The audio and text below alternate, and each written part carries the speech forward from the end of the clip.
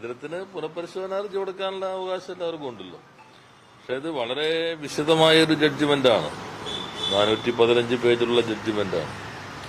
ആ ജഡ്ജിമെന്റ് ഗവർണറുടെ അതുപോലെ തന്നെ ബില്ലുകളിലുള്ള പ്രസിഡന്റിന്റെയും അധികാരം സംബന്ധിച്ച് ഇതിനു മുൻപ് സുപ്രീം കോടതി നടത്തിയിട്ടുള്ള വിധികൾ, ലോകത്തിന്റെ പല രാജ്യങ്ങളിലും നിലവിലുള്ള സ്ഥിതി എന്താണ്, അതോടൊപ്പം തന്നെ ഇന്ത്യയിൽ തന്നെ നിയോഗിച്ചിട്ടുള്ള വിവിധ കമ്മീഷനുകൾ, സർക്കാരിയ കമ്മീഷൻ, പുഞ്ചി കമ്മീഷൻ, ഇവരെല്ലാം നടത്തിയിട്ടുള്ള ശുപാർശകൾ എന്താണ്, വെങ്കടചെല്ലയ്യ കമ്മീഷന്റെ ശുപാർശ എന്താണ്, ഇങ്ങനെ വളരെ സമഗ്രമായി എല്ലാ വശങ്ങളും പരിശോധിച്ചുകൊണ്ടാണ് സുപ്രീം കോടതി ഈ വിധിയിലേക്ക് എത്തിയിട്ടുള്ളത്.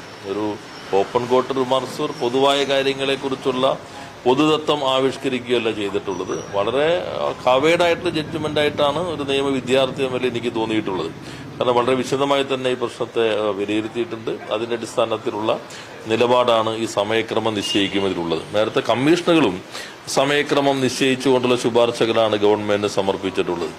ഇവിടെ ഭരണഘടനയുടെ അടിസ്ഥാന ശിലയായിട്ടുള്ള ഫെഡറലിസം, അതുപോലെ തന്നെ ജനാധിപത്യം, ഇത് രണ്ടിനകത്തും ഉറപ്പിച്ചു നിർത്തുന്നതാണ് വിധി.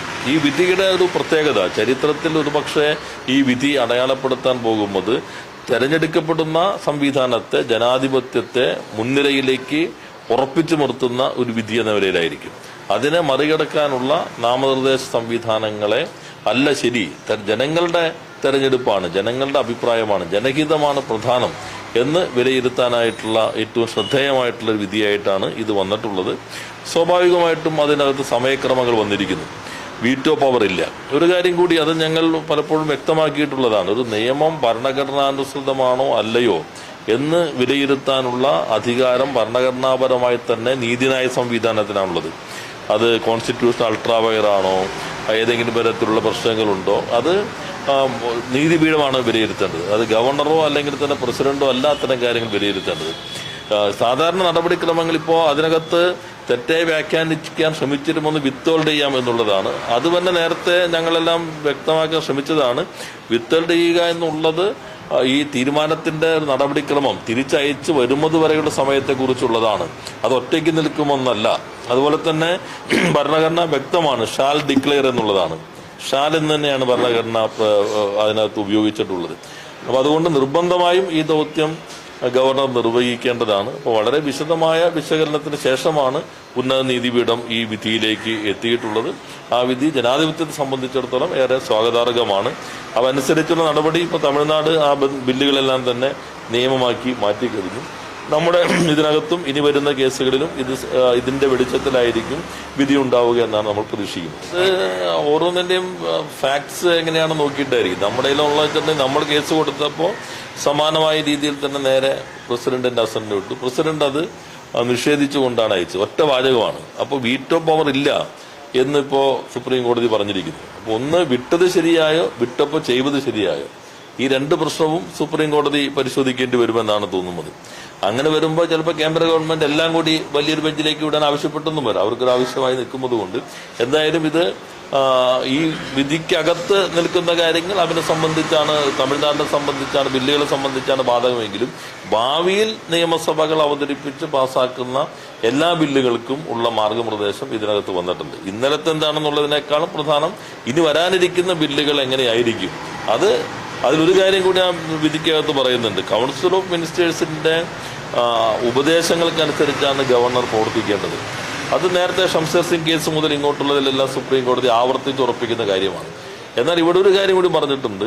ഈ കൗൺസിൽ ഓഫ് മിനിസ്റ്റേഴ്സിന്റെ ഉപദേശവും കേന്ദ്ര ഗവൺമെന്റ്, യൂണിയൻ ഗവൺമെന്റ് താല്പര്യവും തമ്മിൽ ഒരു കോൺട്രഡിക്ഷൻ വന്നാൽ എവിടെയാണ് ഗവർണർ നിൽക്കേണ്ടത്? അതിൽ വിധി പറയുന്നത് ഗവർണർ നിൽക്കേണ്ടത് സ്റ്റേറ്റ് മന്ത്രിസഭയുടെ, സംസ്ഥാന മന്ത്രിസഭയുടെ അവരുടെ ഉപദേശങ്ങൾക്കനുസരിച്ചാണ് നിൽക്കേണ്ടത്, അല്ലാതെ യൂണിയൻ ഗവൺമെന്റിന്റെ താല്പര്യങ്ങൾക്കനുസരിച്ചല്ല എന്നും സുവ്യക്തമായി തന്നെ സുപ്രീം കോടതി വിധി പറയുന്നുണ്ട്. അപ്പോൾ വളരെ ഒരു ലാൻഡ്മാർക്ക് ജഡ്ജ്മെന്റായി തന്നെ ഇത് നമുക്ക് പരിഗണിക്കാം. കേന്ദ്ര സർക്കാർ പുനഃപരിശോധന ഹർജി നൽകിയാണ് കേരളം പുനഃപരിശോധന ഹർജി അതിനകത്ത് ആ കേസുമായി ബന്ധപ്പെട്ട പുനഃപരിശോധന മാനദണ്ഡത്തിലല്ലേ വെക്കുള്ളൂ. ആ ബെഞ്ചിലേക്ക് തന്നെ വരുന്നു. അതുമായി ബന്ധപ്പെട്ട കക്ഷികളാണ് അതിന് സാധാരണഗതി. നമ്മുടെ കേസ് വേറെ ആയിട്ടല്ലേ അതിനകത്ത് വരും. അല്ല, നമ്മൾ നേരത്തെ തന്നെ നമ്മുടെ കേസ് അവിടെ ബോറോയിൻ ലിമിറ്റുമായി ബന്ധപ്പെട്ട് കോൺസ്റ്റിറ്റ്യൂഷൻ ബെഞ്ചിലേക്ക് വരുന്നുണ്ട്. അതിപ്പോ ഇപ്പൊ PMC ഇപ്പൊ പല പദ്ധതികൾക്കകത്ത് അത് പൊതു മാനദണ്ഡമായിട്ട് വരുന്നുണ്ട്. ഇപ്പൊ നേരത്തെ നമ്മൾ ഉഷ പദ്ധതി ഒപ്പിട്ടു, അതിനകത്ത് ഇത്തരം മാനദണ്ഡങ്ങൾ വരുന്നുണ്ട്. ഹെൽത്തിന്റെ മാനദണ്ഡങ്ങൾ വരുന്നുണ്ട്. നമ്മുടെ ബോറോവിംഗ് ലിമിറ്റുമായി ബന്ധപ്പെട്ടുള്ള കോൺസ്റ്റിറ്റ്യൂഷൻ ബെഞ്ചിനകത്ത് വരുമ്പോൾ ഇത്തരം കാര്യങ്ങളെല്ലാം തന്നെ അതിനകത്ത് നമുക്ക് അവതരിപ്പിക്കാൻ കഴിയുമെന്നാണ് കണക്കാക്കുന്നത്. അത് നിങ്ങൾ ഉന്നയിക്കുന്ന ആവശ്യമുണ്ടോ? ഓരോന്നും ചർച്ച ചെയ്യുമ്പോൾ ചില കാര്യങ്ങൾ ചിലരുടെ പേരിൽ കിടക്കട്ടെ എന്ന് ആരെങ്കിലും കരുതുന്നുണ്ടായിരിക്കും. ഇത്തരം കാര്യങ്ങൾ എല്ലാവരും വിശദമായി തന്നെ ചർച്ച ചെയ്യും. അത് ഏതെങ്കിലും വകുപ്പിന്റെ മന്ത്രിമാർ എന്ന നിലയിലല്ല, എല്ലാ ആളുകളും ചർച്ച ചെയ്യും. ചർച്ച ചെയ്യുമ്പോൾ അത് ഏതെങ്കിലും ഒരു പാർട്ടിക്ക് ഒരു ഇത് കിടക്കട്ടെ എന്ന് വെച്ച് നിങ്ങൾ ചിലർ ചാർത്തി കൊടുക്കുന്നത് മാത്രമേ ഉള്ളൂ. അതായത് ആ പറയുന്നതിനകത്ത് ഇന്ന പാർട്ടിയുടെ മന്ത്രിമാർ എതിർത്തു എന്ന് പറയുന്നത് യാതൊരു അർത്ഥമില്ലാത്തതാണ്. ക്യാബിനറ്റിനകത്ത് നടക്കുന്ന കാര്യങ്ങൾ ക്യാബിനറ്റിനകത്ത് ഒതുങ്ങി നിൽക്കുന്നതാണ്. അത് ഏതെങ്കിലും രാഷ്ട്രീയ പാർട്ടി അഭിപ്രായങ്ങളായിട്ടുള്ള വരുമ്പോൾ ഇത് സംബന്ധിച്ച് വിശദമായ കാര്യങ്ങൾ ഓരോ ഘട്ടത്തിലും ചർച്ച ചെയ്തുകൊണ്ടാണ് തീരുമാനമെടുക്കുന്നത്. ഈ പാലക്കാട് നഗരസഭയിലുമായി ബന്ധപ്പെട്ട നൈപുണ്യ വികസന കേന്ദ്രത്തിന് ഹെക്ടറിന്റെ പേരിടുന്നതുമായി ബന്ധപ്പെട്ട് വിവാദങ്ങൾ ഉണ്ടാകും, പ്രതിഷേധങ്ങൾ ഉണ്ടാകും. കേരളത്തിൽ അത്തരമൊരു രീതി പരിചിതമുള്ളതല്ല, എന്താണ്? ചില പല രീതികളും ഇപ്പൊ കേരളത്തിൽ വരുന്നുണ്ടല്ലോ, നമുക്ക് പരിചിതമല്ലാത്ത രീതികൾ. ഇപ്പോ ജമാഅത്ത് ഇസ്ലാമിയുടെ പ്രകടനത്തിൽ ബ്രദർഹുഡ് വരുന്നു, ഇവിടെ നഗരസഭയുടെ ഇതിനകത്ത് ഗഡ്ഗേവർ വരുന്നു.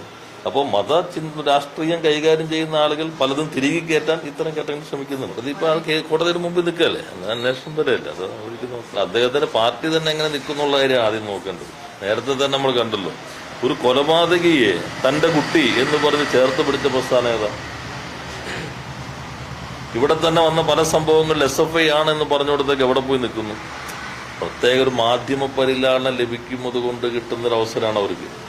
ഇപ്പോ ലോ സർട്ടിഫിക്കറ്റിന്റെ തന്നെ ബിരുദം തെറ്റായി സർട്ടിഫിക്കറ്റ്, വ്യാജ സർട്ടിഫിക്കറ്റ് സംഘടിപ്പിച്ചിട്ട് എൻറോൾ ചെയ്ത് വന്ന ഒരാൾക്കെതിരെ നടപടി സ്വീകരിച്ചില്ലേ? ഏതെങ്കിലും ന്യൂസ് അവർ ചർച്ച ചെയ്തിട്ടുണ്ടോ? താൽക്കാലിക ജോലിക്ക് വേണ്ടി സർട്ടിഫിക്കറ്റ് വാങ്ങിയതിന് എത്ര പേജിലാണ് ചർച്ച ചെയ്തത്? ഇത് നിയമബിരുദം ഉണ്ട് എന്ന് പറഞ്ഞ് എൻറോൾ ചെയ്ത് വാദിച്ച കോൺഗ്രസിന്റെ ആളായതുകൊണ്ട് വാർത്ത പോലുമില്ല. അപ്പൊ നിങ്ങളുടെ ഒരു പരിലാളനം ലഭിക്കുന്നത് കൊണ്ട് പിന്നെ ഇപ്പോൾ നടന്ന തെരഞ്ഞെടുപ്പുകൾ ഉൾപ്പെടെ ഈ സംഘടനയിലെ വിദ്യാർത്ഥികൾ അംഗീകരിക്കുന്നത്, അതല്ലേ അവർ മനസ്സിലാക്കേണ്ടത്.